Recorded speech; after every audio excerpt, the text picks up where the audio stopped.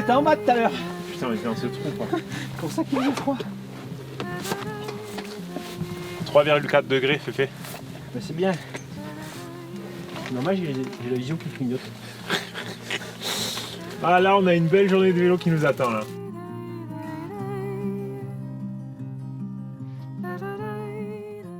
Je suis né à Perpignan, j'ai grandi autour de Perpignan, pas tant au pied de ces montagnes-là, par regret par ailleurs, parce qu'en fait à partir de 14 ans j'ai commencé à vraiment faire beaucoup de vélo. Moi c'est vraiment un choix de venir m'installer ici et de créer de la valeur, de montrer qu'on peut créer des projets ici de toutes pièces et on peut se créer des jobs ici d'ingénieur, de pas ingénieur, mais voilà, on peut créer de la valeur ajoutée économique, sociale.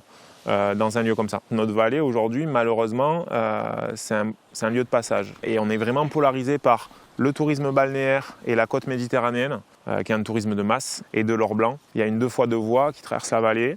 Et la stratégie politique, depuis de nombreuses années, a toujours été de rendre de plus en plus rapide ce passage-là entre ces 2 gros pôles-là, mais de ne pas s'arrêter et regarder ce qu'il y a ici, quoi.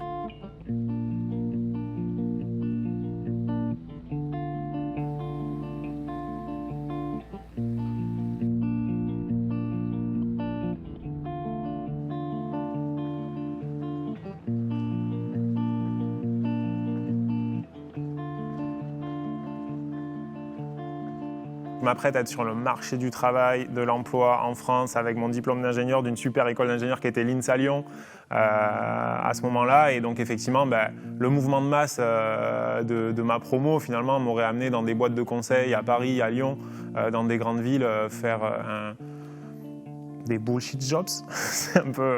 C'est faire de l'amélioration continue sur des lignes de prod, etc. Et bon, j'avoue, c'était vraiment pas ce qui m'attirait. Ouais. Il n'y avait pas de caminade au début, je voulais juste fabriquer ou faire fabriquer mon vélo idéal. À l'époque, je faisais du VTT. Et donc la particularité, c'était l'acier et le fabriquer en France. Et en fait, j'ai rencontré Sylvain. Il s'est dit, fais-moi la même chose en semi-rigide. On va créer une marque et aller au Roc d'Azur, voir si les gens sont intéressés par ça. Donc en fait, on avait une tente 3x3. On avait mis les 2 vélos en façade, on était assis derrière et on regardait les gens qui passaient et quelles attentes ils avaient, enfin, quelles réactions ils avaient vis-à-vis des vélos. Bon, 99% des gens qui passaient, ils n'en avaient rien à foutre ou ils se posaient des questions sur ce qu'on faisait. Par contre, les gens qui s'arrêtaient, ils étaient hyper intéressés par le sujet et ils nous félicitaient même. J'étais dans l'aéronautique et je suis un sous-traitant, fabriquer des pièces d'avion. Et ça m'a permis de toucher au titane et toucher à tous les matériaux nobles, l'alu et l'inox. Et c'est Brice qui m'a débauché, il cherchait quelqu'un pour remplacer l'ancien soudeur, Mika, qui partait. En faisant du vélo ici, avec mon associé Sylvain, on s'est posé des questions sur l'utilisation à la fois des routes et des pistes. Et lui, il m'a dit qu'aux États-Unis, ils avaient des vélos un peu qui faisaient tout. Je réparais mes vélos et de fil en aiguille, j'ai commencé à en faire. C'est un petit monde, on se connaît plus ou moins tous, donc on en arrive là, presque 15 ans après, quoi. Et dans tout ce qu'on fait, de toute façon, c'est très facile d'être les premiers, puisque dès qu'on a une idée, on fabrique. Et c'est ça qui me passionne, en fait. Donc, dans l'histoire du gravel, on a eu l'idée de gravel, une semaine après, le gravel, il était sur roue. Et donc, 15 jours après, on avait la première commande. En fait, l'objectif, ça va être de donner vie au dessin de Brice. Le tout suspendu avait une cinématique un peu spéciale, et on avait un cadre très sloping et très arrondi. Donc, le premier semi-rigide qu'on a fait, il avait la même forme. Le premier vélo de route qu'on a fait, il avait la même forme. Et du coup, le premier gravel a eu la même forme. Tout commence de tubes qui sont juste derrière moi et de machines. Et puis, on va tout mettre en forme. Tout préparer, tout ajuster pour aller jusqu'à la soudure et après un peu de finition et le montage.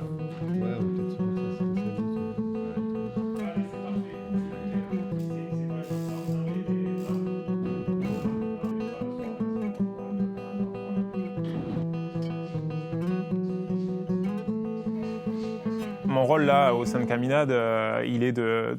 Toujours pareil, moi je suis vraiment sur les fonctions support, communication, administratif, relations clients, vente, SAV. Voilà, c'est un peu un rôle de couteau suisse. Super gratifiant d'aller jusqu'à voir le client arriver, passer là juste devant nous et tout. Il y a quelque chose de vraiment chouette qu'on ne peut pas retrouver facilement ailleurs, quoi. Donc quand on a commencé à s'agrandir, qu'on était un peu nombreux, on s'est dit où est-ce qu'on pourrait aller. on a eu l'opportunité d'acheter ce théâtre et on s'est de suite imaginé dans ce théâtre. Parce qu'à côté, effectivement, on a un projet social qui inclut diverses activités, tu vois, autour d'une programmation culturelle, autour d'un service de débit de boissons, autour d'un service de restauration, d'une microbrasserie. On a une école de vélo qui enseigne le vélo du coup à des enfants le mercredi, le samedi.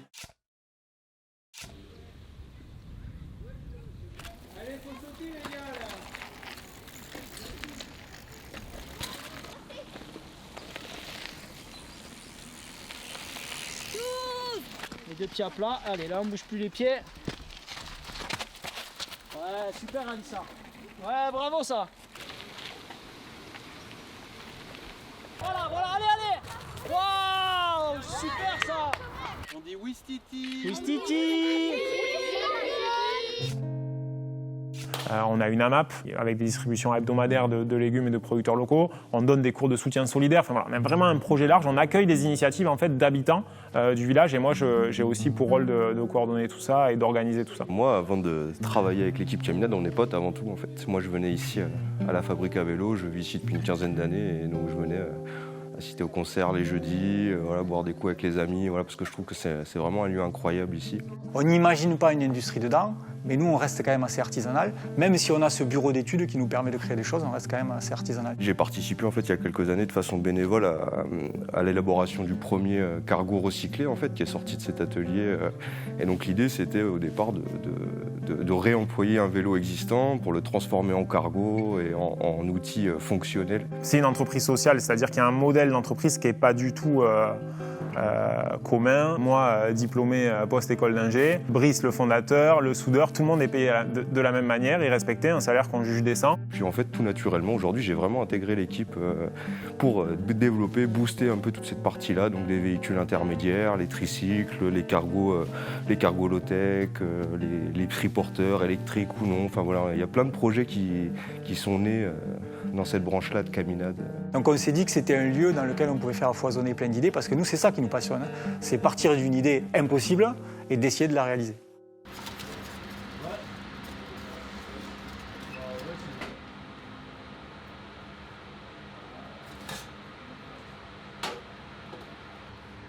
Il y en a qui auraient bien aimé manger du sanglier ce soir. Nous mangerons. Mais ils vont s'en passer, c'est pas grave. Nous mangerons demain.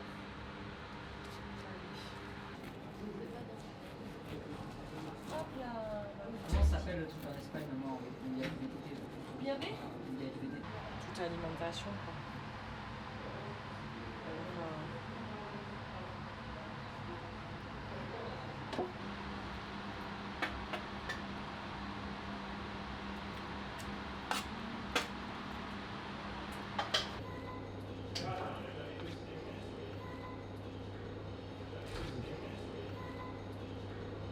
Oui, oui, ils vont manger sur la grande table, mais Joe il va s'en occuper un peu, je pense.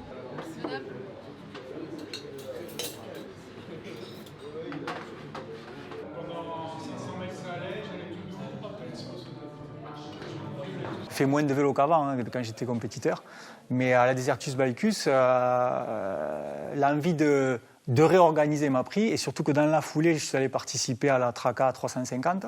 Donc, ils sont deux événements complètement différents, mais je me suis dit, il y a peut-être moyen de faire quelque chose entre ce que nous, on était habitués de rouler ici autour du Canigou, l'événement de la Traca et la Desertus Balcus. Depuis 5 ans, on travaille dur sur l'émergence de nouveaux projets dans notre lieu, en dehors de la fabrication de cartes de vélo. Donc, ça a été un petit peu ce mélange-là, de se dire, on va essayer de rouler pendant 24 heures, mais pas sur un circuit qui a été défini, mais sur des points GPS à aller déminer, puisque ça s'appelle les démineurs. Et déminer, pourquoi? Parce qu'ici, on a un gros passif minier, essentiellement fer, mais pas que, il y a de l'or, du feldspath. Il y avait vraiment une activité intense, avec des charbonniers, beaucoup de gens qui transportaient aussi, puisque les routes n'existaient pas. Donc ça se faisait à dos de mulet, à dos d'hommes et de femmes. Bon, c'est une montagne qui est emblématique, hein, c'est la montagne des Catalans. Alors le massif du Canigou, c'est un massif particulier puisqu'il est très près de la mer et donc on le voit de très loin, il est connu depuis l'Antiquité. C'est un peu comme un phare, il a été considéré d'ailleurs comme le plus haut sommet des Pyrénées pendant longtemps. comme c'était très spectaculaire l'élan qu'il a depuis la plaine, quoi. Pas obligé d'être surentraîné, de faire 6000 mètres de dénivelé pour finir les démineurs. On peut aussi les finir avec 3200 mètres de dénivelé pour le rendre un peu plus accessible. On estime aussi que le vélo, c'est ce qui va permettre un tourisme un peu plus doux, un peu moins consommateur d'énergie. On va pas faire un événement gravel race et attirer des mecs qui sont intéressés par le chrono et la moyenne, quoi. Tu vois, c'est pas nous, quoi. Là, on a capté, on va dire, l'essence des gens qui nous ressemblent, des gens qui ont une pratique du vélo, tout simplement, un peu, pas exotiques, mais qui viennent comme ils sont, en fait. Et bon, on le voit sur le portfolio des participants, les gens sont assez différents, chacun a son identité. Tous ne se ressemblent pas, en fait. Je suis pas trop habituée à faire des courses. Pour moi, le gravel, c'est le vélo du voyage, de l'itinérance. C'est un petit défi de fin de saison. Un peu stressé. Première fois que je vais faire du vélo aussi longtemps, je pense. Je suis un peu, on va dire, un spécialiste de l'ultra. C'est vraiment ce que je kiffe. Je voulais une petite course sympa, un peu familiale, et je suis trop content. Je fais beaucoup d'ultra. Depuis 7 ans maintenant, 7-8 ans, plutôt sur route. Je suis mécano-vélo à Toulouse et j'ai démarré le vélo en fait avec du voyage en vélo. J'ai fait un petit tour d'Europe en allant jusqu'en Géorgie. J'ai pris le train ce matin à 6h30 et me voilà. L'idée m'est venue de participer aux démineurs un peu par la folie. Et je fais les démineurs et je reviens chez moi en vélo. J'ai réussi à embarquer un copain quand même dans l'histoire. On va improviser. On va essayer de survivre et on verra bien. Faut que je m'habille, je suis pas prêt. Et après, après ça va le faire. Ouais. Un petit café avant de partir et ça devrait aller. J'ai déjà fait du vélo de nuit pour faire des trajets quand il n'y a pas d'autre moyen de se déplacer. Ça fait un moment que j'attends et je suis venu pour rouler, donc hâte de partir. C'est un peu trop sprint pour moi. J'ai fait plusieurs courses de 1000, 1500 et une de 2500 cet été. C'est une exploration de mes capacités. Ma première expérience avec un peu de dénivelé comme ça. Ouais, de connaître un territoire, que ce soit par les gens que tu peux croiser, ou les paysages, ou aussi l'effort physique. J'avoue que la seule appréhension, c'est est-ce que j'ai assez de batterie pour mes lumières. Mais je me dis qu'au pire, je ferai la sieste. Donc,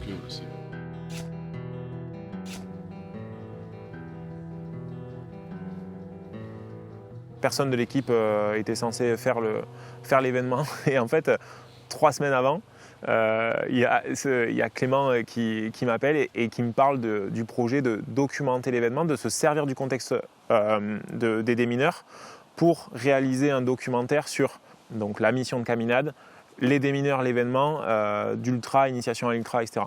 Et il me dit, par contre, il faut qu'il y ait quelqu'un de chez vous qui l'incarne et je veux que ça soit toi. Non, il faut se faire un petit déj. Ouais, il faudrait trouver un hôtel qui accepte de nous voir. Ouais, c'est ça, un petit déj ibérique, exactement. Ouais, il faut se mettre en recherche d'un petit déj ibérique. Et peut-être ça vaut le coup de passer les coups de tel ce soir. Comme ça, au moins, on sait où demain, quand on descend. Tu l'avais fait. Ouais, je voulais le faire. Tu l'as pas fait. Je voulais le faire, mais je ne l'ai pas fait. J'étais parti, c'est bon. Samedi matin, on a l'hôtel avec le petit déj salé. Les draps pour faire la sieste. Non, mais il faut le faire. J'ai la liste d'hôtels, j'ai encore l'onglet ouvert sur mon téléphone, donc on va appeler. C'est de la bière pour moi là. Quand vous attaquez la montée à 2003, là, le passage en altitude, bon déjà il faut être habillé, mais vous êtes habitué en tant que Parisien. Le dernier point d'eau, il est à Pi. PY. Okay. Donc quand vous voyez Pi, arrêtez-vous, il y a une fontaine sur la droite, prenez de l'eau parce que ce sera à 3h30 du matin. Et après, il n'y a plus d'eau jusqu'à Pratizmolo. Ils sont souvent dans les mots croisés. Avant, mais c'est surtout que la montée, elle est raide. Ah, c'est au début de la montée. Ouais. Ok, PY. Ouais, parce que le plateau à 3h30 du matin, il faudra y penser là, à descendre. Oui, tu l'as vu le plateau? Je l'ai vu au château, ouais, je l'ai vu. Il t'a couru après ou pas?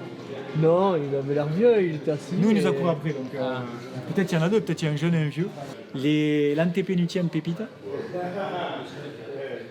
pour aller choper l'avant-dernière, c'est un sentier, portage, poussage, très peu de pédalage, mais c'est un raccourci. Okay. Et après, ça glisse jusqu'à l'arrivée.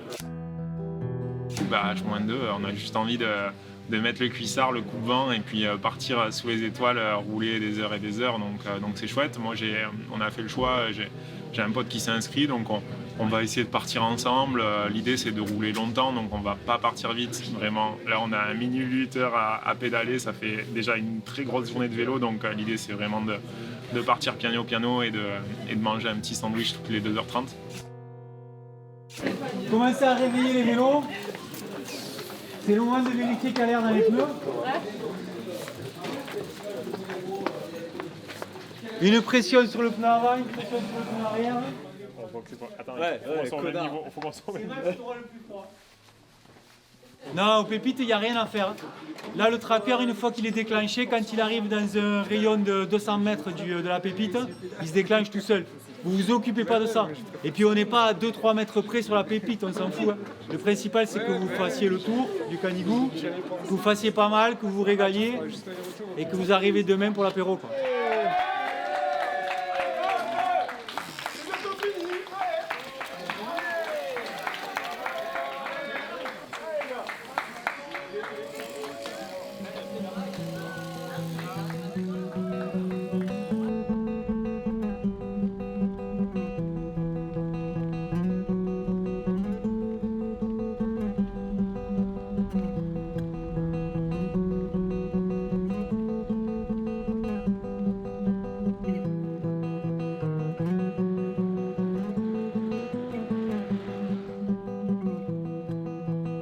Comme on part doucement, en fait, voilà, tu te mets doucement aussi dans ton effort et donc tu as pas mal de disponibilité cérébrale pour dire des bêtises sur le vélo et te marrer, quoi. Donc en fait pendant 4 heures avec Félix, les 4 premières heures en vrai on s'est marré. Ouais écoute, si tu pouvais éteindre le frigo ça serait cool. Ça caille quoi. Clairement de 5 à 7 c'est pénible, c'est long. On est en octobre, on sait que le soleil va sortir à 8h du mat et c'est super loin 8h du mat quand il est 5h, que tu as déjà 5 heures de vélo dans les pattes parce qu'en fait, voilà, l'histoire c'est que quand il fait nuit et qu'il n'y a pas de terrasse ensoleillée, quand tu fais du vélo, tu t'arrêtes pas.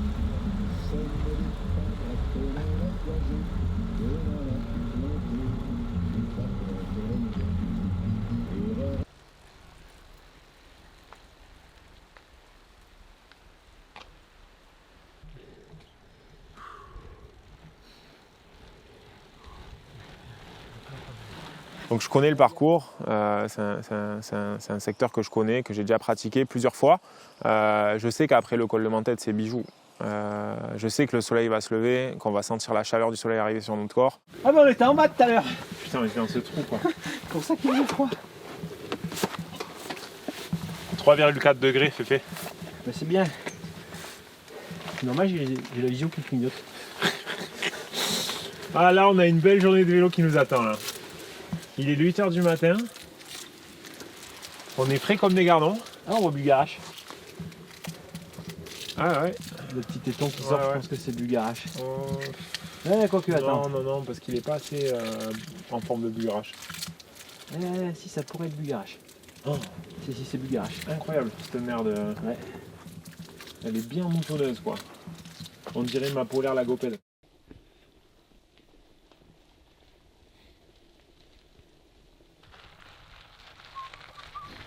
Parce qu'en fait, ben voilà, c'est ce qu'on avait prévu. Hein.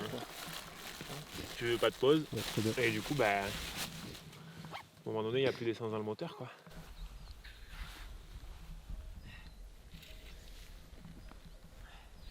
Allez, un petit thé là, ça va faire du bien ça.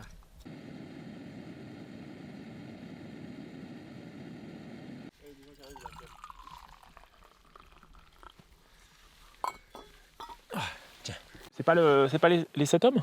Non, et cet homme il est derrière le géant. Okay. Le 7 hommes c'est derrière le géant, celui qui est... Ah non, c'est la portée de la manière. Ok, c'est quoi Tu sais pourquoi les 7 hommes, hein? Non. C'était 7 géants, ouais, qui étaient au-dessus du Roussillon. Ils prenaient de plus en plus de puissance et de pouvoir. Ça fait peur aux dieux, à Zeus. Ouais. Donc Zeus les a pétrifiés. C'est devenu le massif du Canigou. Là, il reste 350. Ouais, voilà, il reste 350. Jusqu'au col là-bas, là. C'est rien. C'est là, Roca Blanc. On sort au col là-bas. Sous le soleil. Sous le soleil. On descend et après il nous reste. On fait une grosse descente et déjà, voilà, là on va pouvoir se retaper un peu en bas, manger dans un commerce ouvert. 1003, je crois. Prendre le soleil et après il reste 1003, ouais. Donc c'est. Mais après, ça sera une autre journée avec du repos. Carretera catalana, Visca Catalunya, Visca la fábrica Iurre.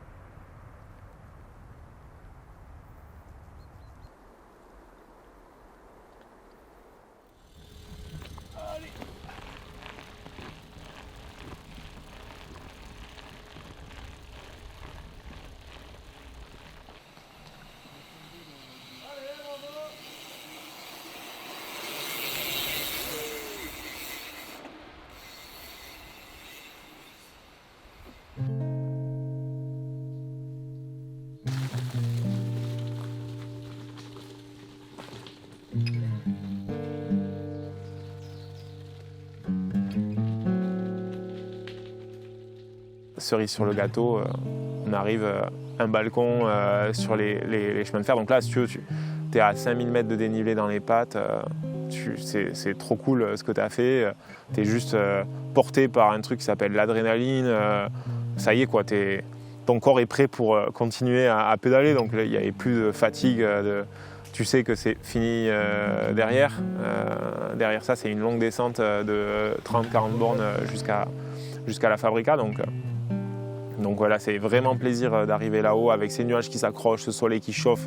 Tantôt il chauffe, tantôt il fait un petit peu froid parce qu'on est dans la brume. Enfin, c'est mythique.